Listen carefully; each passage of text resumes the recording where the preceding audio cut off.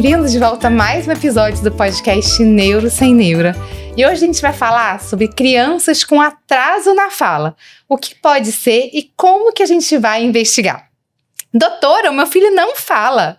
Sem dúvida, essa é a principal queixa que eu recebo na neuropediatria. Até 15% das crianças vão ter algum atraso na fala. Isso gera uma angústia muito grande nos seus familiares. Será que a criança é autista? Será que foi excesso de telas? Será que eu estimulei menos do que devia? São perguntas que rondam na cabeça dos pais. E para tirar essas e outras dúvidas, eu convidei a querida Juliana Pereira, que ela é mestre em linguística, com especialização em desenvolvimento e saúde mental na infância e educação inclusiva. Bem-vinda, Juliana. Obrigada, Lu.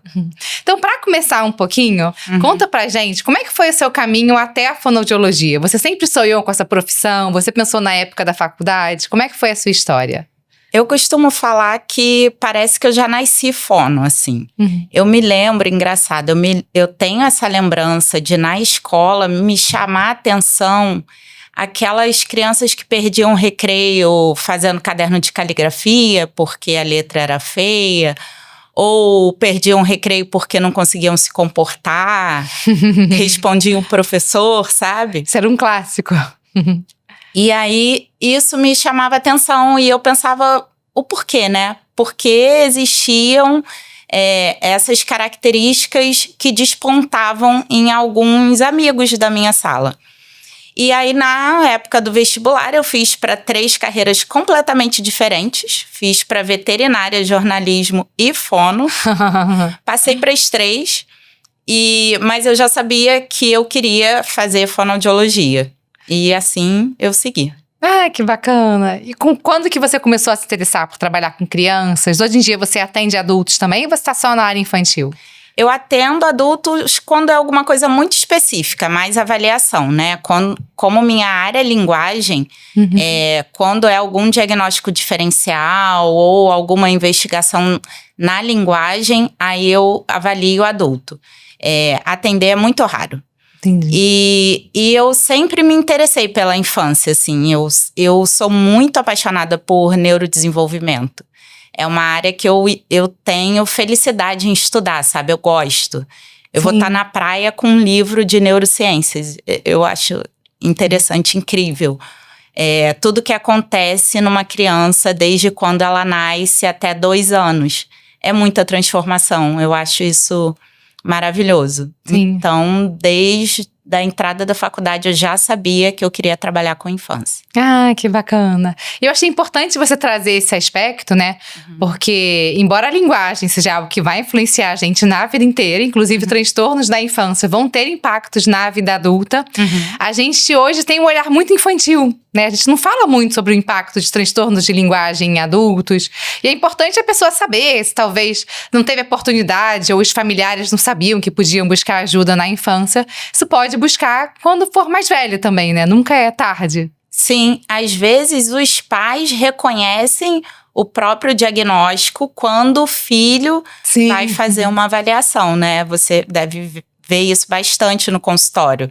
À medida que você começa a investigar e avaliar a criança e falar sobre aqueles sintomas, o que está por trás daqueles sintomas, ele fala, caramba, eu tive a mesma coisa, eu vivi isso também. E meu filho não precisa passar por essas dificuldades também. Sim, perfeito. E para começar, Ju, queria que você falasse um pouquinho, assim, como que uma família pode identificar se o desenvolvimento da fala do seu filho está acontecendo de maneira adequada? E quais os principais sinais de alerta que as famílias precisam estar atentas?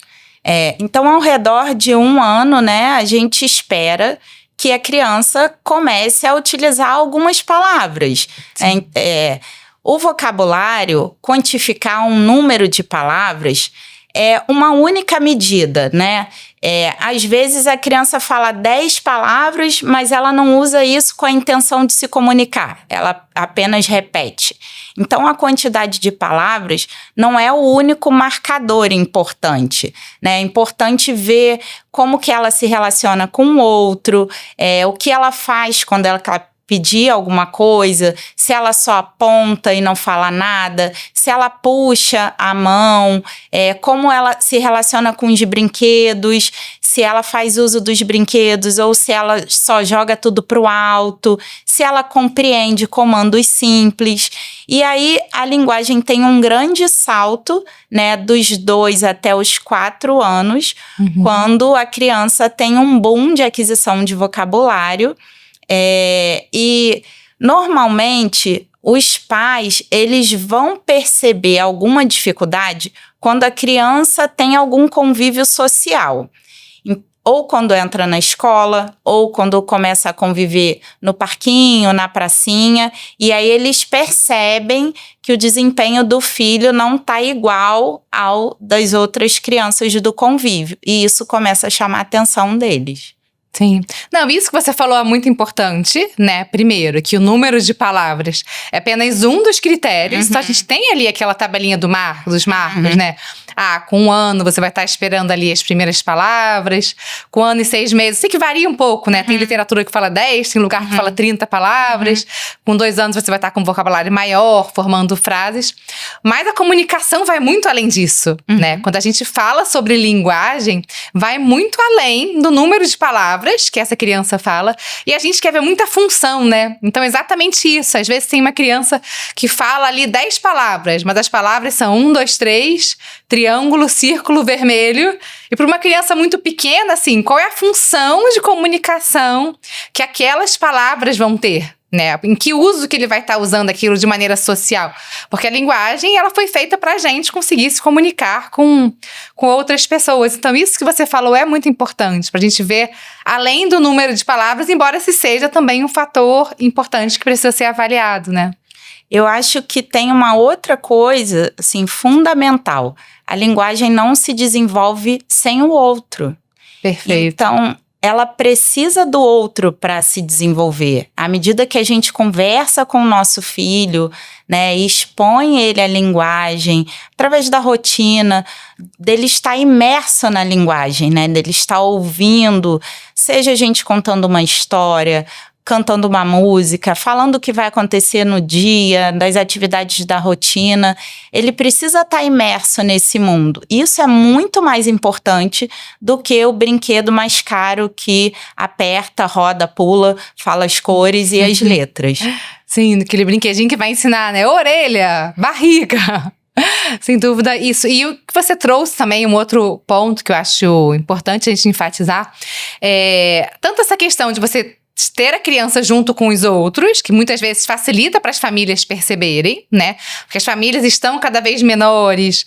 Tem muitas famílias que o primeiro contato que vai ter com uma criança, assim, claro, tirando da própria infância, né? É com o primeiro filho.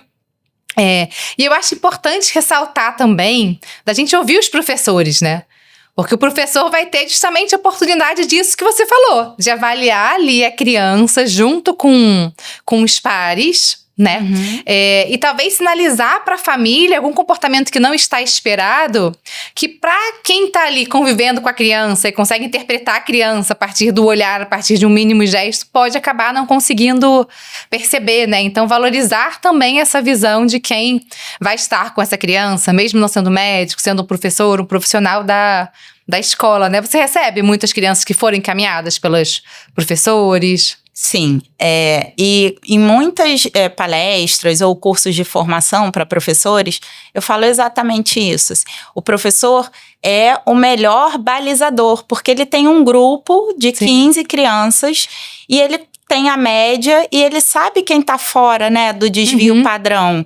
Ele sabe o que se espera daquela idade. E muitas vezes, antes do pediatra, o professor já sinaliza e já pontua e muitas vezes já tentou estratégias no dia a dia para estimular aquela criança. E aí, quando ele vai, chega na família e dá esse feedback, olha, eu acho que seria bom fazer uma avaliação, é porque eles têm o conhecimento prático, né? Sim. Eu valorizo muito a fala do professor e a fala das mães. Eu costumo dizer que as mães são especialistas nos seus filhos. Sim.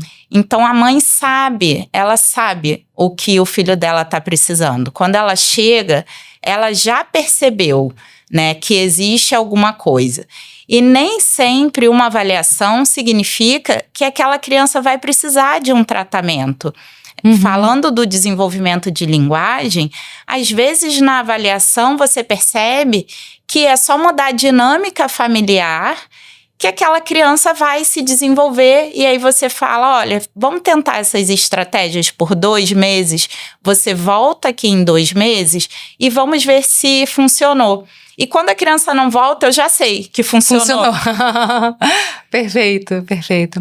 E quais seriam, Ju, as causas mais comuns de atraso na fala? Porque quando você pesquisa no Google, né, a primeira coisa que vem é transtorno do espectro autista, e a gente sabe que, de fato, né, um dos primeiros sinais que as famílias observam no autismo é um atraso da fala, mas a gente sabe que tem muitos outros fatores que podem gerar esse atraso também, né? Você pode falar um pouquinho mais pra gente sobre isso? Claro. Apesar do autismo hoje, né, ser a grande preocupação dos pais, existe um transtorno específico da linguagem, que é o TDL, transtorno do desenvolvimento da linguagem, e que ele afeta 1 em cada 15 crianças. Então, ele é mais frequente que o autismo. E, muitas vezes, ele é confundido com o autismo. Por quê? Porque a linguagem e um comportamento, elas são 2 habilidades que estão intimamente relacionadas. Uma criança que não compreende bem, ela vai ter dificuldades comportamentais e vai ter dificuldades sociais. Mas a causa primária é um transtorno da linguagem. E aí, para o diagnóstico diferencial, você precisa intervir na linguagem, ver como a linguagem vai evoluir e como os outros sintomas vão se comportar. Muitas vezes, quando é o transtorno do desenvolvimento da linguagem, a criança melhora a compreensão, melhora a expressão, e aí ela melhora as relações sociais e ela melhora o comportamento. Diferente do espectro autista, que aquelas dificuldades vão no comportamento e nas relações sociais, vão demandar mais intervenções, né? Então, o TDL, a criança vai ter dificuldades na compreensão e na expressão. Não é aquela criança que demorou a falar e que você vai botar na escola e ela vai deslanchar a falar. Ela vai ter dificuldades mais persistentes, ela vai ter muitas trocas na fala, ela vai ter dificuldade para formar frases, para relatar o que aconteceu no dia dela. E isso vai trazer impacto também lá na frente na aquisição de leitura e escrita. Sim. E quando a gente fala de transtorno, a gente está falando justamente sobre isso, né? Sobre um quadro persistente. Não é apenas algo que a criança vai demorar um pouquinho e depois vai alcançar os pares. Eu achei importante você trazer o TDL, que é um transtorno que, apesar de ser mais comum que o transtorno do espectro autista, ele é muito menos falado, né? Até se você joga assim no Google ou se você pesquisa em redes sociais.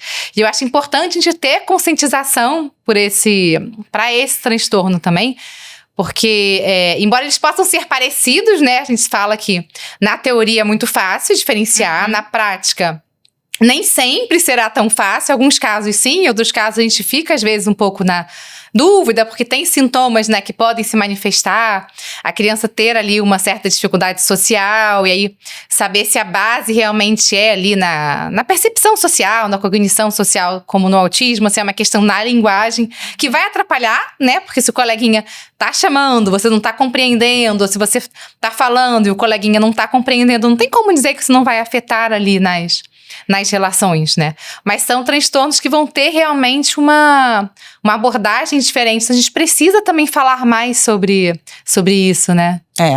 O TDL, ele é um transtorno que é persistente, né? Sim. E não é algo que somente por 6 meses de intervenção, então ele começou a falar e aí eu vou relaxar. É algo que a gente precisa acompanhar de forma longitudinal, né? Então, antes de entrar na alfabetização, vamos olhar os pré-requisitos. Se ele tem habilidades cognitivas para dar suporte para essa aquisição. Depois, a gente precisa investigar como que está a compreensão da leitura, que entram habilidades mais complexas, a escrita também. A família tem que estar atenta, porque o desenvolvimento vai mudando, né? E a demanda linguística também vai mudando. A gente precisa estar sempre acompanhando esse desenvolvimento. Sim, sim. E a gente falou um pouquinho sobre TDL, um pouquinho sobre transtorno do espectro autista, né? E uma dúvida também que aparece bastante será então que toda criança que tem um atraso na fala, ela vai ter algum transtorno? Ou pode ser só realmente algo transitório, aquela criança que vai demorar a falar e depois vai ficar ótima? Pode ser. Mas a gente só vai saber avaliando. Uhum. E eu costumo falar que eu não pago para ver, assim, então vamos esperar, né? Ele não tá falando, vamos esperar com 2 anos, vamos esperar até 3. E se for um transtorno, né? A gente não pode pagar para ver, porque perder tempo no desenvolvimento é algo muito... como eu posso dizer? O desenvolvimento é muito sensível. Não dá para a gente perder um tempo tão importante, né, de conexões cerebrais, de desenvolvimento neurocognitivo, porque a gente está pagando para ver. Pode ser que não seja um transtorno, e pode ser que seja. Então, o diferencial, muitas vezes, é uma avaliação, e aí você conseguir mensurar quais são as dificuldades daquela criança. Na avaliação, você consegue perceber se é alguma questão que o ambiente não está favorecendo esse desenvolvimento, ou por excesso de telas, né? Ou por a criança ainda não ter a necessidade de usar a linguagem, porque a família entende com um A e ela aponta e ela é atendida de pronto, então ela não tem a necessidade de se comunicar. E aí a avaliação vai dar uma olhada nessa dinâmica familiar, orientar e conseguir separar o joio do trigo. Não é tão simples. Sim. Mas é possível, é viável. O meu conselho é: não espere. Sim, intervenção precoce sempre, né? Uhum. E eu acho muito importante a gente reforçar isso, porque como esses quadros, né, muitas vezes são multifatoriais, tem um componente genético, é muito comum a gente escutar, a criança não fala, mas poxa, o pai dele só foi falar com 3 anos e olha, hoje ele é concursado de alto nível e não teve dificuldade nenhuma na escola, então vamos esperar porque o júnior também vai evoluir da mesma forma. Não quer dizer... né? Mesmo você sendo um filho, mesmo você sendo um quadro parecido, você pode ter um diagnóstico diferente, porque a gente sabe também que os transtornos, né? Embora a gente tenha, né? A gente classifique de maneiras diferentes, eles têm ali, quando a gente fala de genética, uma base em comum. Uhum. Então, a gente pode ter numa mesma família, né? Um filho com TDL, um filho com transtorno do espectro autista. Inclusive, no último episódio da Glaucia que a gente gravou aqui, foi exatamente essa história. E às vezes um pai que teve um atraso pequeno na fala, que recuperou bem, a criança vai ter, de fato, um transtorno, que é um quadro mais persistente, que traz prejuízo. Então a gente realmente precisa intervir de forma precoce, fazer uma investigação nessa criança de forma precoce, ao invés de ficar esperando. Porque é justamente isso que você falou, né? A gente vai dar, às vezes, o diagnóstico de que era transitório depois que ele já recuperou. Uhum. E não logo no começo, não é? A genética, ela dá uma fragilidade, né? Você tem uma fragilidade ali naquele sistema. Pode se manifestar de formas diferentes. O pai tem um olho verde, a mãe tem um olho castanho, e aí a criança pode ter o olho verde ou castanho, né? Ou às vezes azul, né? Exatamente. Então, sendo que a cor do olho a gente já descobre quando é pequenininho, logo Sim. depois que nasce. Mas o desenvolvimento não, a gente vai vendo conforme vai acontecendo, né? Sim. Então, às vezes é uma caixinha de surpresa mesmo. E falando um pouquinho sobre fatores ambientais, né? É muito comum as famílias chegarem assim, se sentindo muito culpadas no consultório, por acharem que fizeram alguma coisa de errado, que não estimularam direito. Quais são, assim, os principais fatores, né? Tirando essa questão genética, que podem contribuir com o atraso na fala? Você falou um pouquinho sobre as telas, né?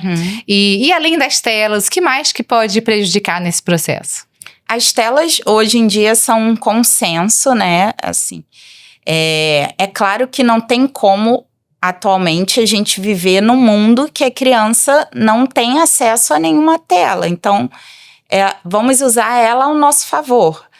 Vamos usar o menor tempo possível, se forem desenhos que tenham um começo, meio e fim, que os personagens tenham expressões faciais, né? São coisas que favorecem um estímulo a mais, mas que não seja o único estímulo daquela criança. Outra coisa que prejudica o desenvolvimento é dar tudo de antemão, a criança não ter a necessidade de se comunicar através da fala. É muito importante, e tem um estudo muito legal norte-americano que fala sobre isso, a importância da leitura diária na construção do desenvolvimento da linguagem. O que eles observaram lá?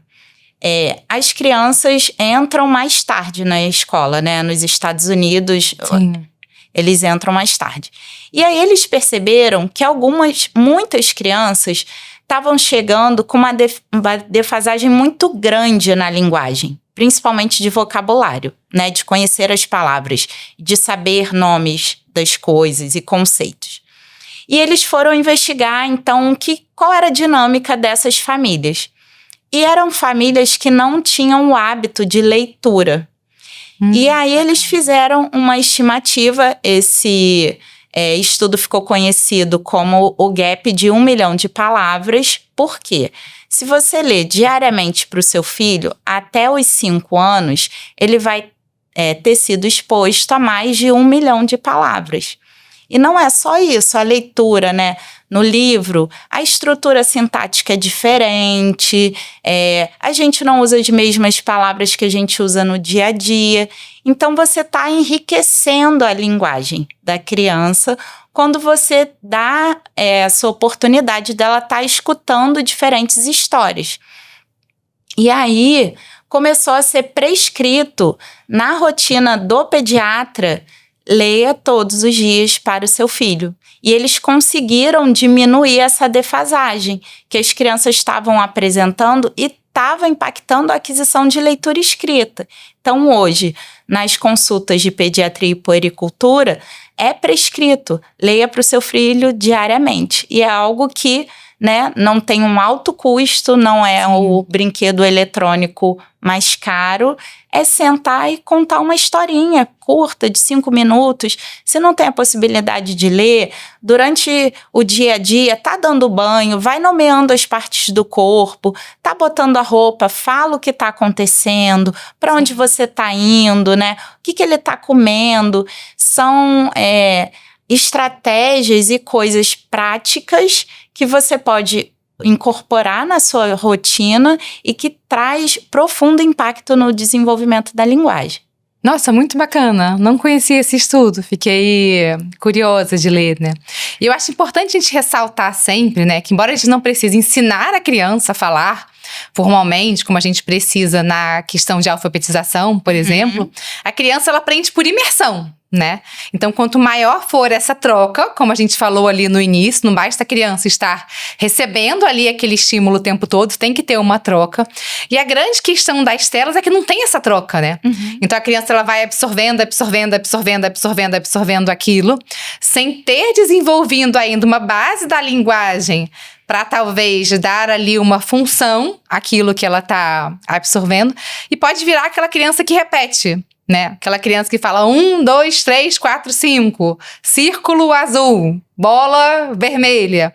Mas ela não está desenvolvendo essa troca, né? Que é muito importante. Então, antes da criança falar, né? Ela vai se comunicar de outras formas. Ela vai olhar no olho, ela vai perceber que quando ela deu uma gargalhada, aquilo impactou na mãe, talvez a mãe vai sorrir de volta, ela vai começar a entender a função daquela gargalhada, depois outros gestos.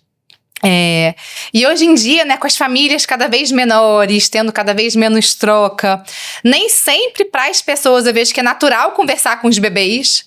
Tem gente que fala, mas eu vou esperar ele falar primeiro, mas ele não fala, por que eu vou conversar com ele? Então, às vezes, talvez sair um pouco do automático, né? Então, seu filho acordou, bom dia, vamos ver como é que tá ali fora, olha o sol, hoje está chovendo. Preparar uma comidinha, olha que bacana, a mamãe trouxe aqui uma cenoura para você, será que você gostou? A gente apresentando o mundo para eles e que muito antes da criança falar, ela já é capaz de se comunicar, né? Exatamente, acho que é isso, apresentar o mundo, né? É através do nosso olhar e da nossa linguagem que a criança vai construir a linguagem dela. E a gente faz essa apresentação diariamente. Os pais não precisam ser recreadores dos filhos. Sim. Eles não precisam estar o tempo todo entretendo, né? Mas conversar é algo da nossa rotina e que a gente faz e deve fazer com a criança pequena, ainda sem esperar uma resposta verbal. Mas a resposta pode vir de outras formas, através de um sorriso, do olhar, do apontar. E assim você vai construindo esse desenvolvimento da comunicação, que é muito mais do que usar palavras, né? Às vezes os pais estão preocupados se a criança pequenininha sabe falar cores em inglês. Sim. E é um conhecimento que ele não vai aplicar para nada com 2 anos, com 3 anos, né? Mais importante que ele consiga construir uma frase, que ele consiga pedir o que ele quer, ou que ele consiga contar uma coisa que aconteceu, que ele viu a bola vermelha. Isso é usar a linguagem de forma contextualizada. Agora, nomear formas geométricas, saber números, não é uma preocupação no início do desenvolvimento da linguagem. Sim. E até a família, né? Quando a gente tem uma família que vai além ali de um adulto e de uma criança pequena, hoje em dia tem muita família que não conversa mais, né? Que chega e cada um tá num celular. Então, às vezes, a criança não tem contato com a tela, mas como que tá essa troca entre os adultos? A gente tem o hábito de fazer uma refeição junto, tá cada um ali no sofá, um vendo o joguinho, o outro tá vendo a televisão. Então, isso tudo também vai enriquecer a criança, né? Talvez mesmo quando não esteja direto ali com ela, mas os pais conversando entre si também vai dando um repertório para essa criança se desenvolver. Tem alguns estudos até da psicologia que falam da importância de ter uma refeição na rotina da família, porque isso cria um vínculo que vai ajudar muito na adolescência, né? E vai prevenir muitas coisas. Às vezes é um esforço mesmo, a gente não consegue, nossos horários são bagunçados, mas se não conseguir durante a semana, pelo menos no final de semana, fazer uma refeição junto, né? Todo mundo faz uma regra, uma brincadeira, chegou, guarda o celular numa caixa, ninguém pode pegar. A importância das crianças dormirem cedo para os pais terem uma rotina, né? Quer ver o seu jornal, a novela, a televisão, o celular.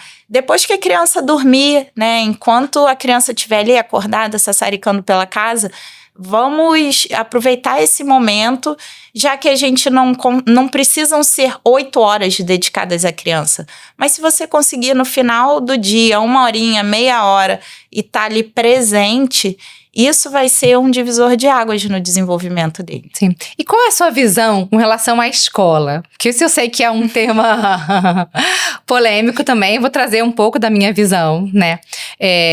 Eu sei, de fato, assim, a escola não é o tratamento para uma criança que tem atraso. Eu acho que é importante a gente ressaltar. Então, se a criança tem um atraso de fato, não basta você colocar ela ali na escola, porque se ela tiver um transtorno, alguma questão, a gente precisa ter uma intervenção ali específica para ajudar essa criança a falar, né? Mas eu queria saber qual a sua visão, assim, como estratégia talvez de enriquecer esse meio, né? Quando a família pode ser que não consiga, porque tem muita coisa para dar conta. Qual é a sua visão, assim, enquanto fonoaudióloga? Você é a favor da criança entrar cedo na escola? Cada situação é uma? Eu acho que cada situação é uma. Vai depender muito da escola. Tem escolas que impulsionam muito o desenvolvimento daquela criança. Não existe uma escola perfeita para todas as crianças. Eu acho que é importante ter escolas diferentes, né, com metodologias diferentes, porque as pessoas são diferentes e as crianças respondem, algumas vão responder melhor a uma escola mais tradicional, outras vão responder melhor a uma abordagem montessoriana, por exemplo. Então é importante que a gente tenha essa gama de escolhas. E aí, cada criança vai responder melhor a um tipo de escola. E, na verdade mesmo, o que faz diferença na escola é o professor. Sim. Às vezes, a escola é incrível, mas aquele ano a professora não está dando conta, está com problemas pessoais, enfim. E aí, não vai ser um bom ano daquela professora para aquelas crianças. Eu vejo que o que faz diferença mesmo é a qualidade do professor, né? Independente da escola. Sim, sim. E muitas vezes as famílias, né, ficam com receio. Eu vou esperar o meu filho falar, talvez, para depois colocá-lo na escola. Mas a escola também pode ser um fator de talvez ajudar a ter um maior estímulo. Muitas vezes é o único local que a criança vai conviver com outras crianças da mesma faixa etária, mas realmente é importante ter essa confiança, né? Então eu falo para as famílias assim, é importante, pelo menos foi a minha trajetória como mãe, né? É importante você estudar ali a metodologia da escola, ver o que você se identifica mais, espaço físico, enfim, diversos fatores, mas é um pouco de você escolher até com o coração, né? Sim. Você tem que sentir a vontade ali para você confiar o seu filho para aquela escola, para aquela professora. Até para a criança poder sentir essa confiança também e conseguir frequentar melhor o espaço, né? Não existe escola ideal, né? Sim. Existe a melhor escola para o seu filho naquele momento. Pode ser que daqui a 2 anos não seja mais aquela escola. Ter essa flexibilidade. É importante que os valores da escola casem com o que a família acredita, né? Uhum. Para você realmente embasar. Não, a professora fez isso porque é importante para o meu filho, eu acredito nesse processo, eu acredito nessa metodologia e tá sempre trocando com a escola, ouvindo o que a escola tem a falar. É um momento que são muitas horas no dia, né, que a criança passa lá e que ela tá com um grupo da mesma idade. São muitas oportunidades de desenvolver habilidades cognitivas, sociais, de linguagem, motoras, assim, é muito rico. Estar pronto para ouvir o que a escola tem a falar é muito importante também. Sim. E falando ainda, né, de possíveis entraves na fala, vamos falar um pouquinho sobre chupeta? Como é que a chupeta pode impactar nesse desenvolvimento? Também é um fator que pode aumentar o risco de atraso ou dessa criança não falar de maneira correta? Como é que é a sua visão enquanto fono?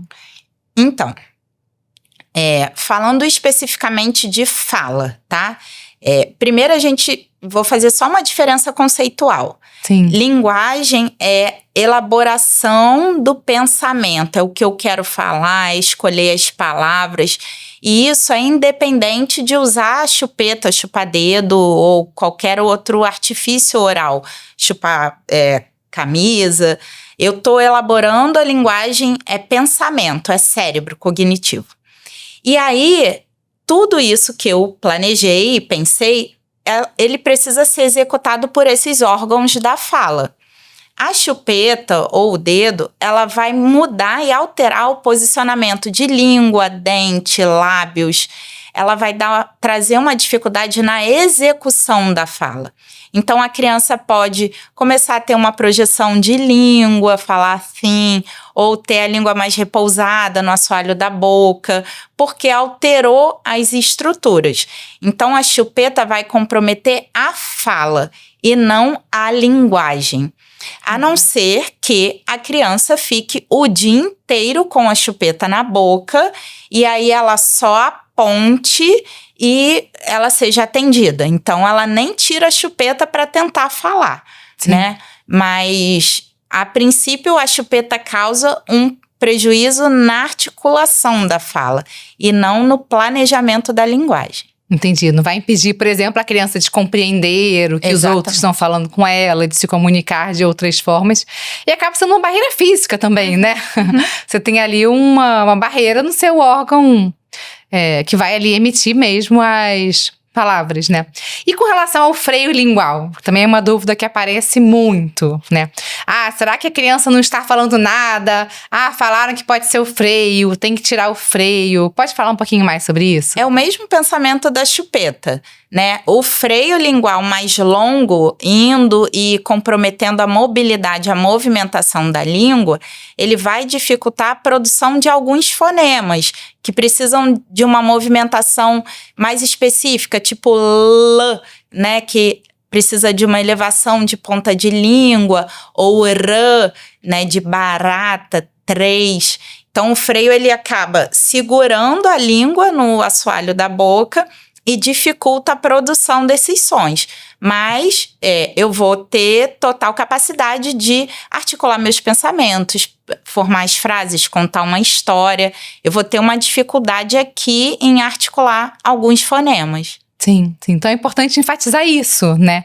Não é porque a criança tem um freio curto, que talvez até precise ser abordado, né? A gente sabe que essa é uma decisão que não é tão simples, mas não vai ser isso que vai fazer a criança chegar ali com 2 anos, talvez não estar falando nenhuma palavra, ou não estar formando frase. Eu acho muito importante a gente deixar isso bem claro, né? Porque muitas vezes a cirurgia, né, de retirada do freio é vendida como solução para diversos problemas, inclusive problemas motores. Então, já recebi crianças que tinham atraso motor, que não estavam andando, ou que não estavam engatinhando, e que ouviram, enfim, de algum profissional que o freio da língua poderia estar por trás daquilo. Então, por isso que eu quis trazer realmente isso para a gente poder esclarecer, né?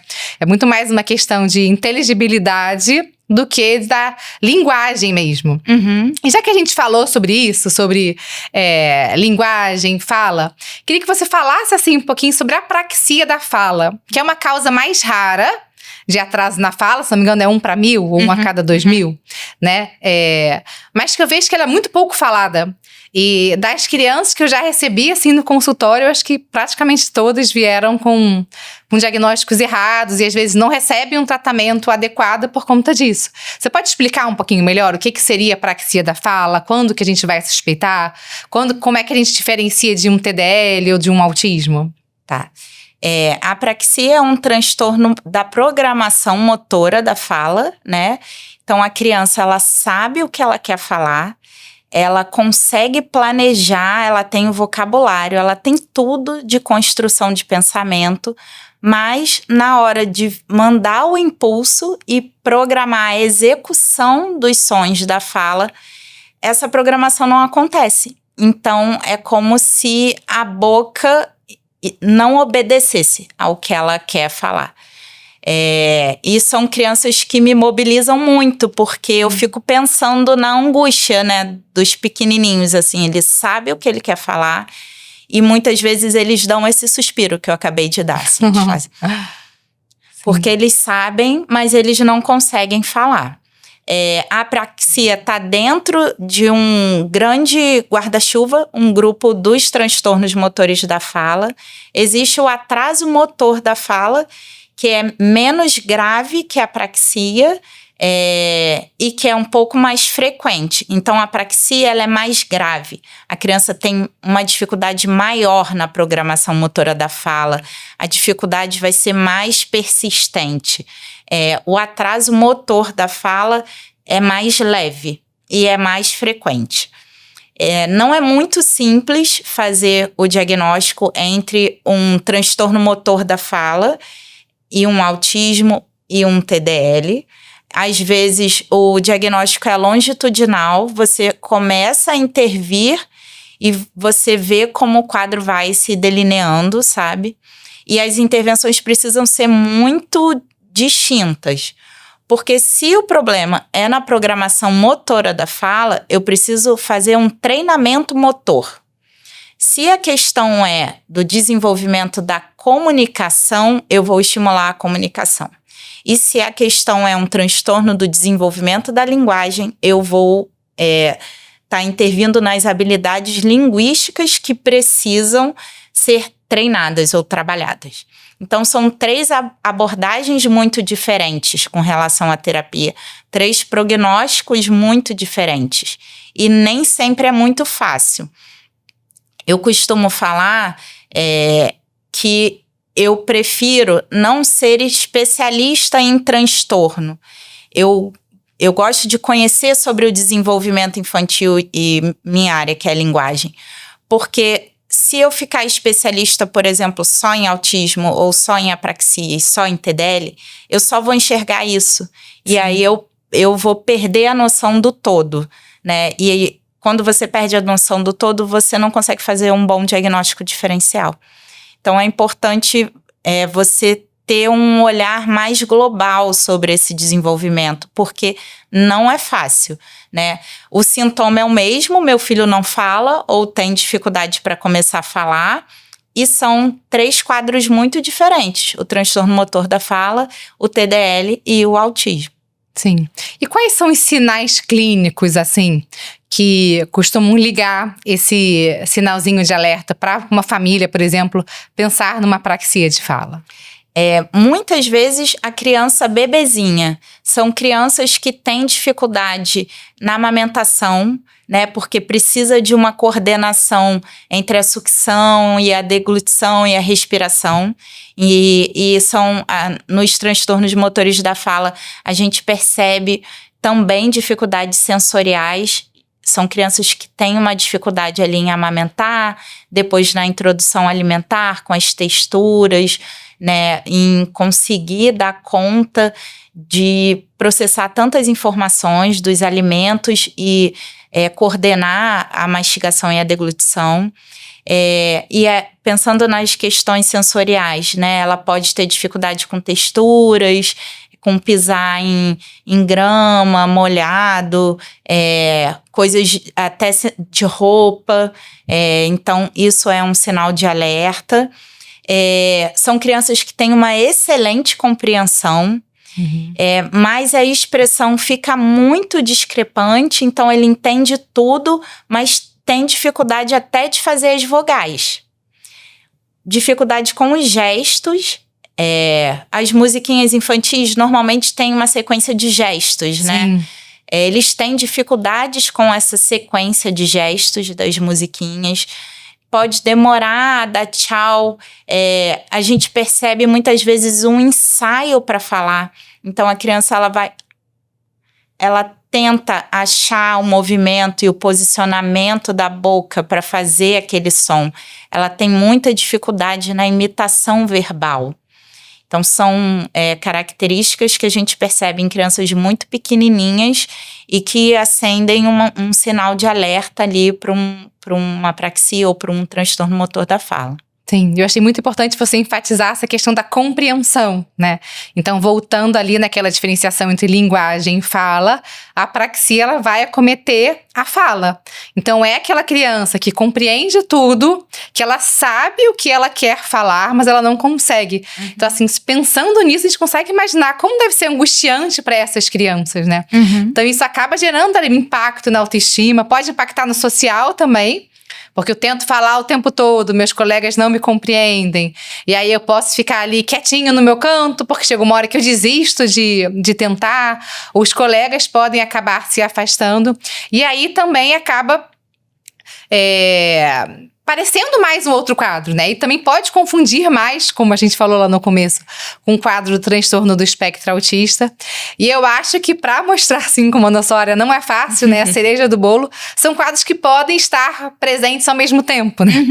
Então, embora o TDL e o autismo e o transtorno do espectro autista sejam diagnósticos excludentes, então ou você tem o TDL ou você tem o transtorno do espectro autista, a apraxia ou o atraso motor da fala, ele pode estar presente num quadro do transtorno do espectro autista. E se já é difícil, né, a gente identificar quando a criança tem só apraxia, nesses casos é muito mais desafiador mesmo. Sim, sim.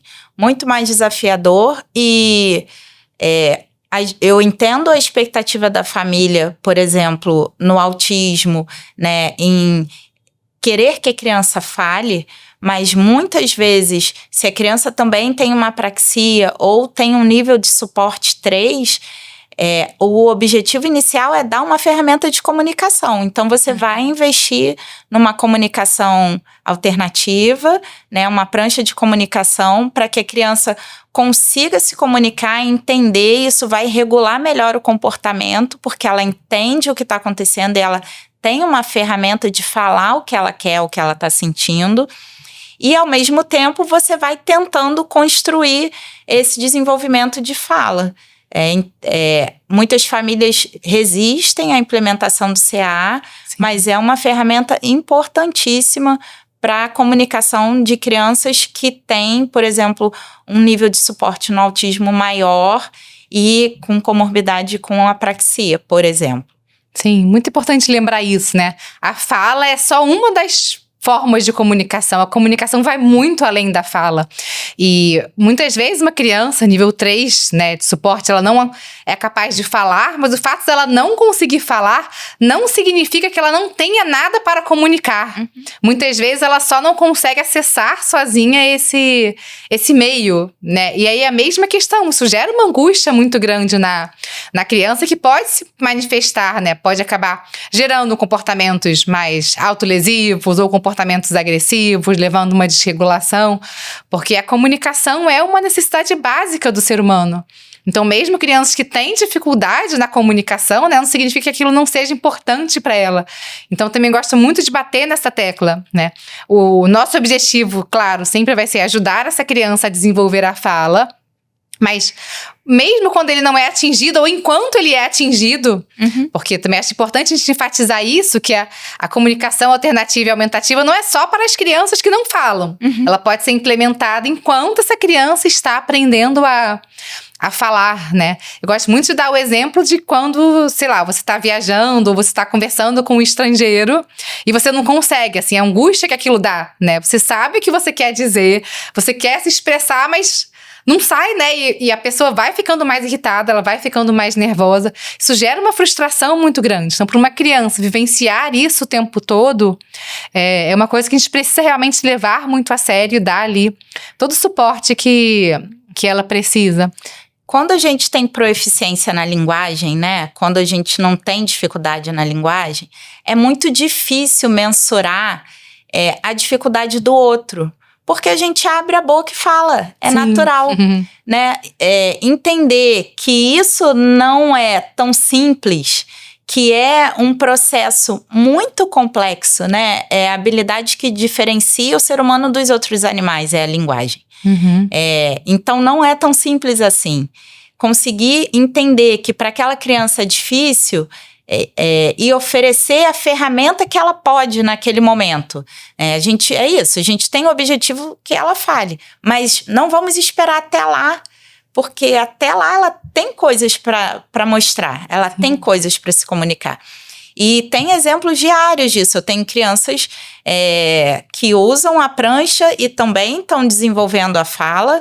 E às vezes ela quer falar, mas eu não estou conseguindo entender e eu peço, me mostra com a sua prancha o que você está querendo me falar. E aí ela consegue me contar que ela viu uma borboleta e o casulo. Então, um pensamento complexo, uma articulação de ideias que a fala não está dando conta disso. Mas ela queria dividir, né, uma coisa que ela viu ou que ela está estudando na escola. Então, o CAA é muito importante e é fundamental para algumas crianças. Sim. E o que os estudos mostram é que, na verdade, ele vai aumentar a chance dessa criança desenvolver a fala. E não o contrário, né? Que é um receio que as famílias sempre têm. Assim, mas será que ele não vai desistir de falar porque ele vai poder utilizar a prancha? Na verdade, a gente vê que é o contrário. Porque talvez você vai dar aquela linguagem para ele de maneira mais estruturada para ele conseguir se organizar internamente, utilizar aquilo depois de maneira verbal também. E falando um pouquinho mais, assim, sobre dúvidas, mitos de linguagem, é verdade que menino demora mais a falar que menina? Mais ou menos. Os marcos do desenvolvimento, eles independem do sexo, né? Uhum. Então, mesmo que o menino inicialmente tenha um delay, ele precisa atingir um marco. E o marco é o mínimo ali que aquela criança daquela idade precisa alcançar. Ele vai demorar um pouquinho, mas ele vai chegar lá. Né? A gente sabe que mulheres são mais verbais, mas o sexo não justifica um atraso persistente no desenvolvimento da linguagem. Sim. E marco não é média. É um ponto que eu sempre enfatizo, né?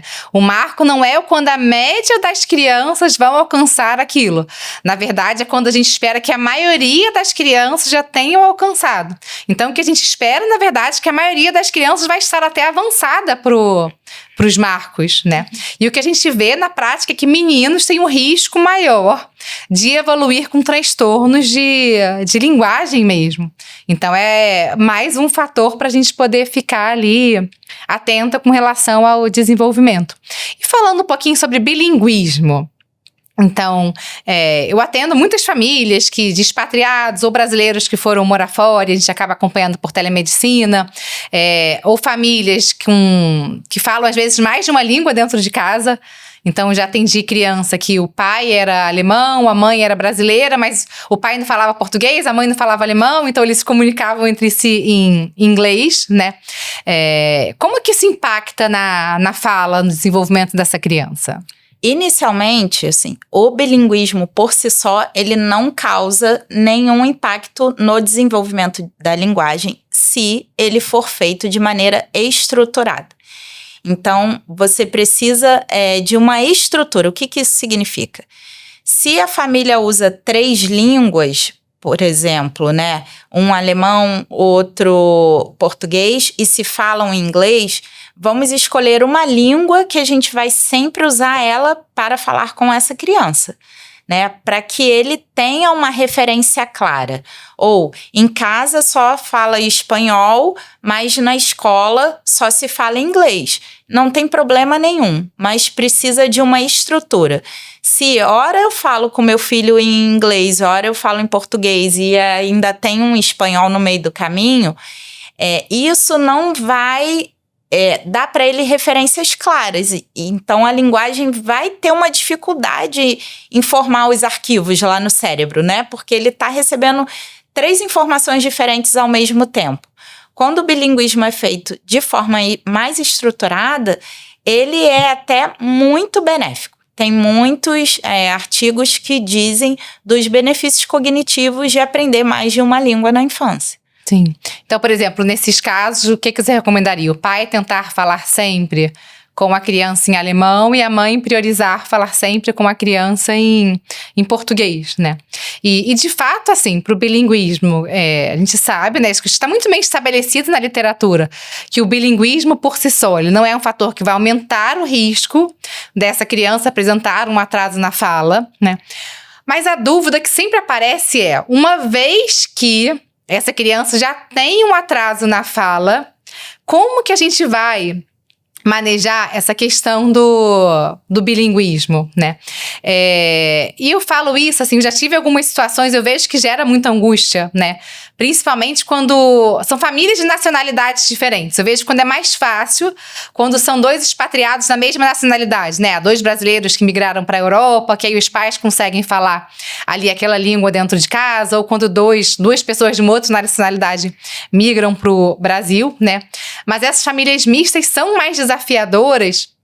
E eu vou falar um pouquinho do meu ponto de vista, quero saber o seu, sinto essa vontade para discordar de mim, porque eu acho que o objetivo do podcast é justamente esse, né? Mas era uma criança que ele era um autista muito pouco verbal, né? E o pai tentava falar com ele em inglês, se não me engano, a mãe falava em português, o pai carregava muito essa culpa, assim, será que eu estou prejudicando o meu filho? Mas ao mesmo tempo era um pai que não tinha fluência em português, então para ele era muito difícil tentar se comunicar com o filho em português. E uma das poucas palavras que o filho falava ali do repertório dele, que se não me engano era cerca de 10 palavras, era milk, que era uma palavra em inglês, né? E na época eu conversei com esse pai, eu falei, olha, eu acho importante você manter, né? Não é o fato de você estar falando inglês com o seu filho que tá levando esse atraso dele todo. Eu entendo a questão, quando você mora fora, né? Às vezes é uma das maneiras que você tem de passar a sua cultura pro seu filho. E eu lembro que ele ficou muito aliviado, assim, quando eu falei, não, fala inglês, você não vai estar prejudicando o seu filho por conversar em inglês com ele. Mas eu queria saber a sua visão como fono, assim, como que você aborda? Você recebe também muitas famílias? Recebo. Eu tenho algumas colegas de profissão que trabalham exclusivamente com isso, com bilinguismo. E aí, quando é necessário, eu referencio para elas. Mas eu recebo algumas famílias, essa é uma dúvida frequente, né?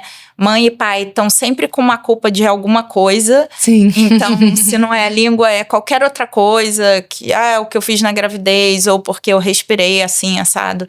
A gente já carrega, né, essa malinha de culpa. Mas a sua orientação foi perfeita. Não é isso, né? Não é o fato de você estar falando, ou do pai falar inglês e a mãe falar em português, que está aumentando as dificuldades da criança. Se for estruturado, se tiver, né, uma coerência, o pai só fala inglês e a mãe só fala em português, não vejo nenhum problema. E não é, Juliana, minha opinião pessoal, a literatura diz que não tem problema. Ah, bacana, porque acho que tira um pouco esse peso, né, essa culpa que as famílias acabam sentindo mesmo, né? Uhum. E nosso tempo tá quase acabando. Acho que a gente podia falar um pouquinho sobre a intervenção com a fono, né? E uma dúvida também que aparece bastante: quantas horas de terapia a criança precisa ter, né? Porque a gente sabe que nos planos de saúde, às vezes pelo SUS, muitas vezes aquela criança vai conseguir ali 30 minutos de sessão uma vez por semana. O que a literatura fala pra gente sobre a frequência de terapia? Quanto que seria o ideal? Como é que a gente define isso? Vai depender do diagnóstico, né? Então, por exemplo, a gente falou da apraxia. A apraxia é algo que precisa de uma intervenção, assim, intensiva.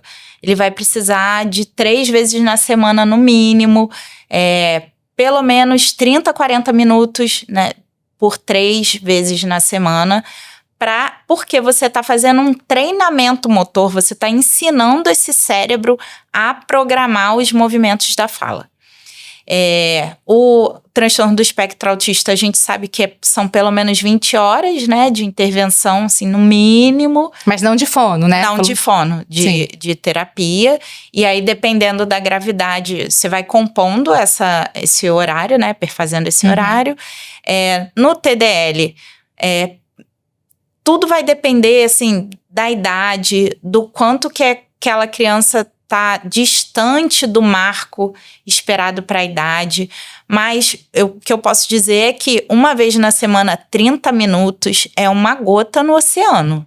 Sim. Não funciona, né? Vai demorar, o cérebro precisa da repetição, né? A cola do neurônio é a repetição e o afeto. E aí, qual é o grande pulo do gato da fono? A fono, ela vai estimular algo que é difícil na criança. Ou é a linguagem, ou é a leitura escrita, ou é a fala. Ela tá ali porque ela tem uma dificuldade em alguma habilidade. O grande pulo do gato é você fazer esse estímulo ser algo agradável para a criança. Porque o afeto vai facilitar essas conexões, essas novas conexões.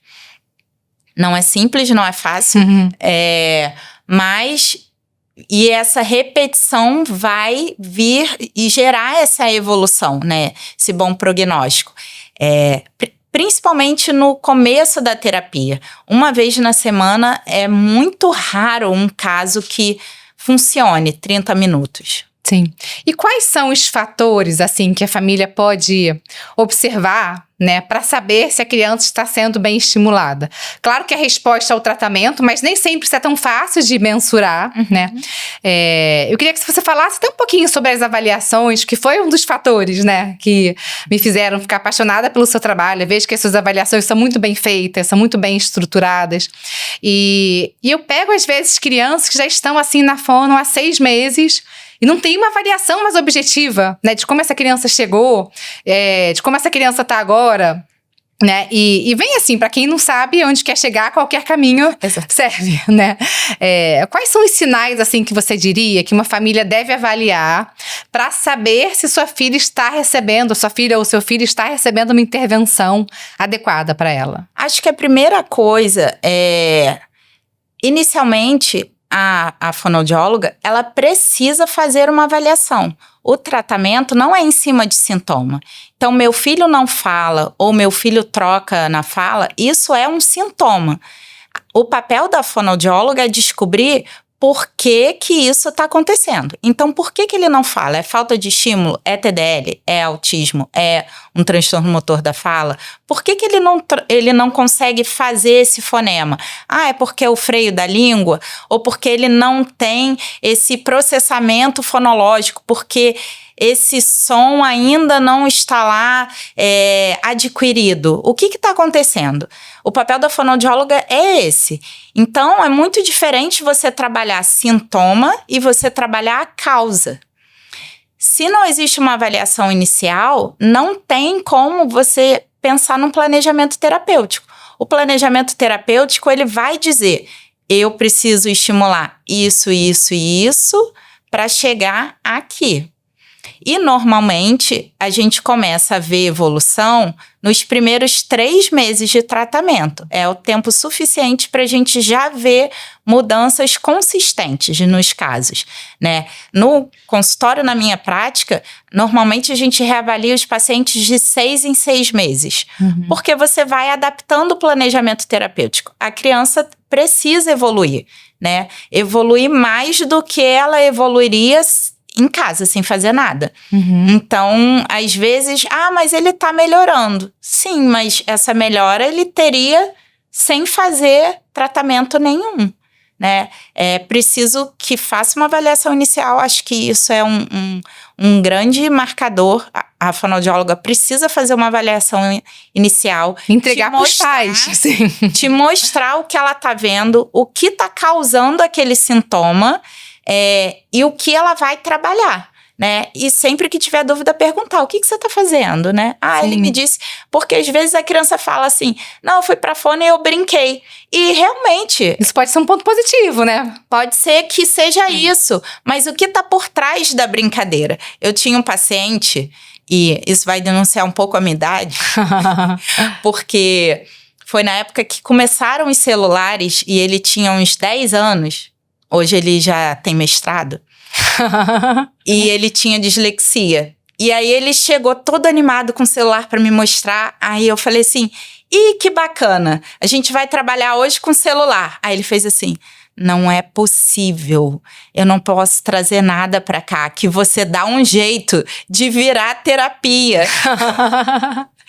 E aí, assim, se você sabe o que você quer estimular, você, de qualquer coisa, você tira uma atividade terapêutica, se você sabe o que você quer fazer, né? Então, é importante que você saiba o seu caminho. Sim. Ai, obrigada, Ju. Nada. Maravilhoso, maravilhoso. E para finalizar, então, vou pedir para você falar um pouquinho mais sobre o seu trabalho, sobre suas redes sociais, onde que as famílias podem te encontrar. Tá. Eu sou fonoaudióloga, né? Minha grande paixão é o desenvolvimento infantil. Eu tenho um Instagram que é @fono, Juliana Pereira, eu tenho quase certeza que é isso. A gente vai botar na descrição ali certinho. Eu atendo em Niterói, atualmente não atendo mais no Rio. E se tiverem dúvidas, me mandam um direct, enfim, WhatsApp, assim, o que eu puder ajudar. O meu grande, eu falo que se a minha profissão não servir para ajudar quem vem ao meu encontro, ela não serve para nada, né? Então, quem me procura, eu vou tentar de alguma forma dar uma resposta.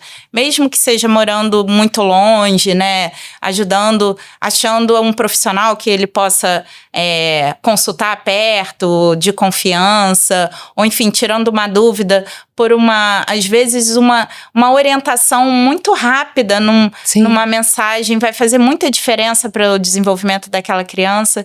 Então, se eu puder ajudar, eu tô à disposição. Pois é, muito maravilhosa. Obrigada, Ju, obrigada mais uma vez por ter disponibilizado ali um pouquinho do seu tempo e muito do seu conhecimento aqui para o podcast. Obrigada também para você que acompanhou a gente aqui até o final. Um beijinho e até a próxima.